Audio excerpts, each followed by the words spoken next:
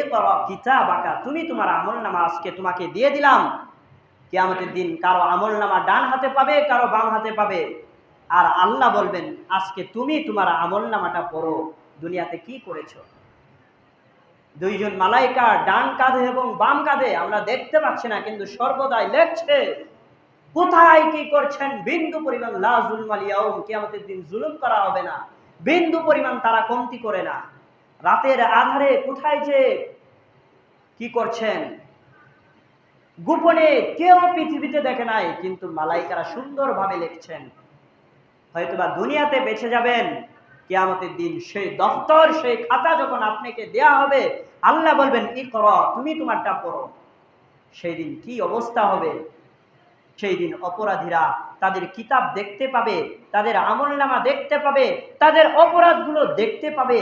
দেখার পর তারা আফসোস করবে, ফাতারাল মুজরিমিন মুশফিকিন মিম্মা ফিহি ওয়া ইয়াকুলু ইয়া ওয়াইলাতানা, হায় আফসোস, এত অপরাধ করেছি, ওই রিকশা চালককে একটা যে থাপ্পড় মেরেছি এটাও আজকে লেখা, ওই সতী সাধবী গরিব অসহায় নারীকে আমি ধর্ষণ করার পরে সমাজের সামনে তাকে অপরাধী বানিয়েছি এটাও লেখা আছে।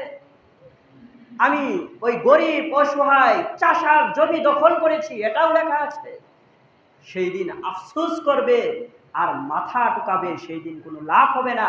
বলবে ইয়া ওয়াইলাতানা, আজকে আমাদের কি হবে। মালি হাজাল কিতাব, ইহা কেমন কিতাব, ইহা কেমন ডায়েরি, ইহা কেমন মালাইকা যা সব লিখেছে, কিছুই ছাড়ে নাই, কিছুই বাদ দেয় নাই, বিন্দু পরিমাণও লিখেছে।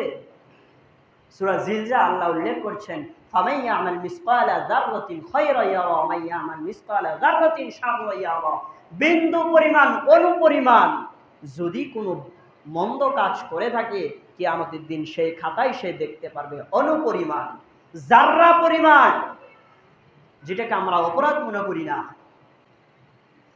অনুপরিমাণ যদি জুলুম করে থাকো কিয়ামতের দিন এটা মালাইকা লিখেছেন, এবং আল্লাহ কিয়ামতের দিন বলবে আজকে তোমার খাতা, তোমার ডায়েরি, তোমার আমলনামা পড়ো আর তোমার সিদ্ধান্ত তুমি দাও, কি করেছো তুমি। বলবেন অপরাধীরা সেই দিন বলবেন লা ইউগাদিরু সগীরাতান ওয়ালা কাবীরাতান, ইহা কেমন কিতাব, ইহা কেমন ডায়েরি যার মধ্যে ছোট থেকে ছোট অপরাধগুলো লেখা ছাড়েনি। ওয়ালা কাবীরাতান ইল্লা আহসাহা, হাই বড় অপরাধও লেখা, ছোট অপরাধও লেখা, আজকে তো আমার রেহাই নাই। সেই দিন সেইভাবে আফসোস করবে আল্লাহর সামনে।